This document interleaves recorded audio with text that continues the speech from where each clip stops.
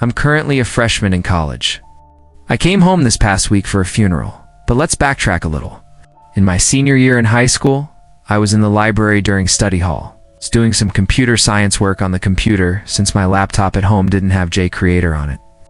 Anyways, this boy who was in my class sat next to me, since those two computers were the only ones with JCreator. He was a really tall, very pale boy. He had long black hair that covered one of his eyes. He wore an anti-flag t-shirt, ripped jean jacket, and Doc Martens. He never spoke to anyone in class, and I'd never seen him with anyone else. So, I took a seat, and he looked up at me like I committed murder. I quickly looked away and started rummaging through my bag as a distraction. As my head was down, I heard him chuckle and then mumble, "Of course." I froze with my head still down towards my bag. I just dismissed it as him talking to his computer, as code can be quite frustrating. I sat back up and quickly typed in my login details to break the awkwardness. I said, "She assigns too much homework. I can barely keep up." His eyes stayed locked on the computer screen. "You want the answers, don't you?" I laughed and said, "No thanks. I won't learn anything that way." Usually I would have said yes, but I didn't want to see his evil stare again. It was like he was staring into my soul. He laughed again in that creepy laugh, so creepy that I had to close my eyes and cringe. I opened them and looked over to see him gone. The strange thing was, he left his flash drive. I waited about 10 minutes to see if he would come back, but he didn't. Study hall ended at 1, and it was 12:50. I decided I would take it and give it back to him tomorrow in computer science class. I threw it in a little box above my bed. Got to admit, it was an awesome flash drive. It was a Swiss Army knife with a flash drive in the middle. Here's the crazy part. After that, he never came to school again. He was notorious for being absent, so for the first month, no one batted an eye. However, May rolled around and we were all getting ready to graduate. I had completely forgotten about the flash drive until 2 days ago when I came home. I needed one, and I remembered I still had that boy's. I scanned it with my Norton, and it said it was all safe. I was planning to delete all his stuff, so I could put my PowerPoint for business class on it naturally. However, I started snooping through his files. The first thing I saw was a folder named Computer Science. I opened it, and all the answers to every assignment were there. I thought, damn, maybe that's why he left it, so I could copy off of him. Maybe because he knew he was never coming back. I went back, and the second folder was music. I kinda had to open that one to see what he listened to. Surprisingly, not what I expected. There were only 3 songs: Running on Empty by Jackson Browne, White Rabbit by Jefferson Airplane, and Helter Skelter by the Beatles. I went back again. There was an untitled folder. Inside it was a PE literature. There were a bunch of essays and various junk. There was one called The Best Doc. I opened it, and it was merely a 10-page document of notebook pages filled entirely with his first and last name handwritten. I went back again. This is where it gets weird. He had taken pictures of the emergency escape plan posters on the door in every classroom. There was a picture of a lit cigarette on the bathroom floor, and another picture of some coins on the bathroom floor, with a yellow post-it note next to it saying, "Chump change," in all caps. Now this is the weird part. There was a picture of me taken while I was reading a book in class. From the looks of it, it was my English class that he was not in. There was also a document titled Rest in Peace too, but it was empty when I opened it. I still have no idea if this was a joke or not. For all I know, he never showed up again because he realized that he lost his hard drive. This story happened a few years back to me and a friend who I'll call Ally. We're now both 15, making us 12 when this story occurred. Okay, so me and Allie have been friends since 2nd grade, and we would usually spend all weekends and free time together. We have always been into paranormal and ghost stuff. We had every reason to believe that every house we ever went into was haunted. We would go on ghost hunts like the TV shows with a flip phone to record the sounds. But there will always be one night that stands out to me that still haunts me to this day. It was around midnight, and we were hyper and awake, like most kids of our age on the weekends. So we decided to do another ghost hunt in my house. We got the flip phone ready, and we borrowed my dad's touchscreen to actually videotape. This was the first and last time we used that. My basement was not like most because the house I was living in at the time was very old and therefore very old-fashioned. So down the stairs, there's one main big room that we use for storage. And a little further, there was another medium-sized room for the washer and the dryer. And the farthest was a small little cell-type room that we never used, mainly because everyone was too creeped out to go in it. Me and Allie walked down the stairs, turned on the camera and flip phone recorder, and we started asking the usual questions you would see on TV, like, is there anybody here? Give me a sign if you're here, and that type of thing. We finally got tired of it and went back upstairs and into my room to be so excited as we reviewed our first video recording. This was a big step for us because we wanted to be ghost hunters so bad.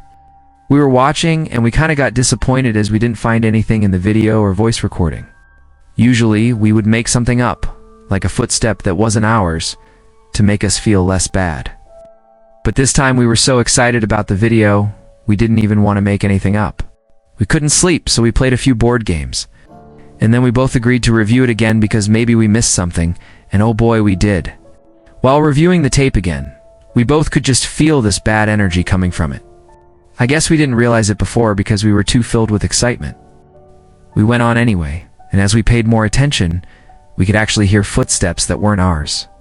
Then, what showed up on the tape, I still see when I close my eyes. It was the most horrifying thing I've ever seen. The camera was on Ally, and behind her was this figure that looked like a distorted, almost human thing with bright white eyes that almost seemed as if they were watching you through the video. At that point, we shut it off, and we were both in complete shock. We couldn't tell my father as he was asleep being so early in the morning. We both decided to just not tell anybody and keep it our secret. Even though we never went into that basement again, we both still talk and sometimes even dream about it to this day. I don't know if it was our imagination or if there was something with us in that basement, but I'll never go in there again. So, this all happened during Halloween in 2014. My name is Max, and I'm from a small town in Findlay, Ohio. I used to go to a high school at a county school about 10 minutes from where I lived called Van Buren High School. Van Buren was a nice little village with good people for the most part. But the only problem was that there were some evil creeps that could be found there if you knew where to look. The biggest hot spot for them to be found was the Van Buren State Park. Everyone knew that the state park had a little infamy to it, as it was known for some rapes and the like. Now, I've been to the park many times with friends and classmates, and nothing bad ever happened to us, so I never thought much of it.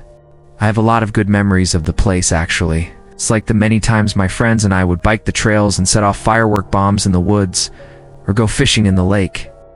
However, fast forward to my senior year at Van Buren on the day of Halloween. My friend Ian and I saw the darker side of Van Buren State Park. The summer before my senior year, I enlisted in the Army National Guard, so it was important that I worked out and stayed in shape. So that day I asked my best friend Ian if he wanted to go run the trails in the park with me after school. And he said he would, as he likes to work out when he can as well. It was probably about 4 o'clock in the afternoon when I pulled into one of the parking lots, waiting for Ian to meet me there. When I saw this old silver car with a bald and just disturbing man suspiciously sitting in the lot, knowing that creeps hang out at the parks, I glanced over to check out what he was doing when I noticed he was staring at me and would not take his eyes off of me. It was a very unsettling stare, one that made him look hungry and me uncomfortable.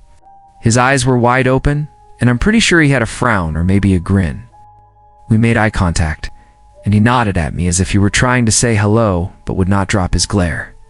I nodded back, but broke eye contact since I was pretty uncomfortable.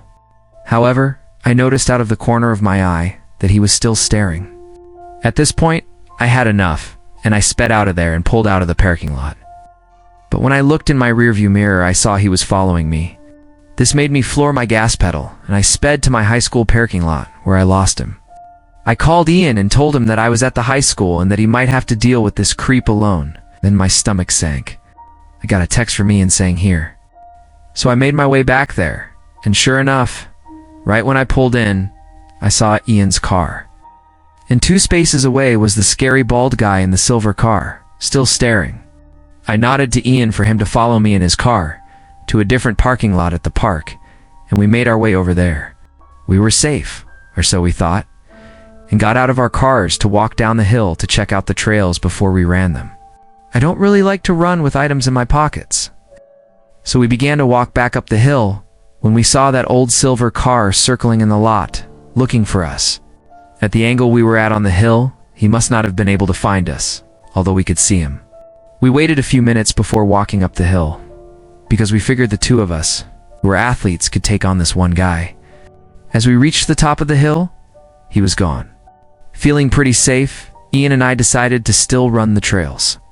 But I made sure to grab a rock to use as a weapon for my own peace of mind in case we would run into the possible rapist or killer in the woods. I'll never know the man's intentions. But given that place's notoriety and his disturbing look, it couldn't have been good. Nowadays, I've graduated from Van Buren, and I'm an infantryman in the National Guard, while attending Bowling Green State University. Sometimes when I go back home to visit, I like to go for drives at night. Sometimes I like to check the state park just to see what monsters lurk there. I'm always armed with a knife, and I'm in good shape, but it still makes me uneasy. I'm sure one of these days I might encounter something like that again, but I'm not stupid or crazy because as soon as I do, I'm hightailing it out of there once again. So, as for anyone else, make sure that if you go camping or hiking at state parks, that you are somehow armed, no self-defense, and never go alone. In my room, next to my bed, is a big storage closet. It doesn't have a regular door like you would expect. It's a kind of big square door without a knob that just comes off when you grab it by the edges. So, rewind to several years ago when I was 19. I remember the first time it happened. I went to sleep and woke up in the morning to find that the door had been opened and was leaning on the wooden edge of my bed. Now, this wasn't the strangest thing ever, as it had happened in the past. After all, there were no hinges or anything holding the door in. I pushed the door back into the wall and got ready for school. The next night, I woke up around 4 o'clock in the morning. I could have sworn I had woken up to a noise. I sat up and looked around my room in the dark and noticed the door was leaning on the edge of my bed again. Now I was concerned that the edges to the hole in the wall were starting to chip away, and the door could no longer fit as tightly as it used to. I left it that way overnight and fixed it in the morning. The following night I was having trouble sleeping. It had to be at least 2 hours of my rolling around in bed trying to fall asleep. That's when I heard a huge thump, and I knew what it was. I could even see it in the dark. The door fell open again. I was so done with this. I mentally decided to just leave it open from now on. That's when I heard the slightest movement of a plastic bag from inside of the closet. My heart literally skipped a beat when I heard this. There was no draft in the room at all. I hesitantly flicked on the light switch and looked into the open closet. My biggest fear came true when I saw someone inside the closet peering at me in my bed. Within maybe half a second of my turning on the lights, he tried to hide as if I didn't see him. I couldn't even move. All I could do was scream the word, "Dad." I screamed so loud it took my dad maybe 10 seconds to make it to my room. I pointed at the closet, and he looked inside. Only then did I finally feel safe to get up and stand behind him. My dad crawled all the way in there, and he couldn't find anyone, though. He came out and assured me I was just seeing things, and I started to question that myself.